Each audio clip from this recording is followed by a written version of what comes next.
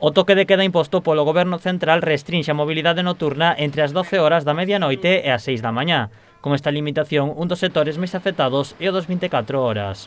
Os establecementos ven reducido o seu horario nunha das franxas con máis vendas. Pues afecta un poco porque quieras que no el tema de cierre, digamos así, sobre todo la medida de la noche, pues se está llevando por delante puestos de trabajo. ¿Sabes? No es lo mismo tener un horario amplio como teníamos antes hasta las 3 de la mañana que tener un horario de 11 o a 1, o, ¿sabes? Se recorta.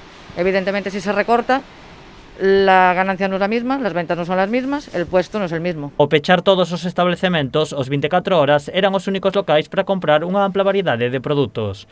A limitación horaria deixa os establecementos en unha das súas principais fontes de ingresos. Afecta a eso, pues lo que te digo, básicamente en tema ventas.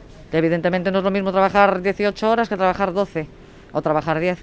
Todo lo que se recorta en horario se recorta en tema mover mercancía y ganancia y demás. La verdad que no se trabajaba nada mal, no nos podíamos quejar de... Aparte era un margen de horario nocturno, sobre todo fines de semana, que sí se trabajaba mucho. A limitación de peche nos 24 horas está marcada para 1 da mañá debido á venda de produtos de primeira necesidade. Aparte de lo que es tema chucherías, tema bolsas, gominolas y demás, hay una parte de alimentación y droguería en la que sí hay productos de primera necesidad, como puede ser eso, la leche, el agua, los yogures, compresas, tampas, papel. Entonces sí, se supone que dentro de ese rango y de ese margen sí podemos abrir.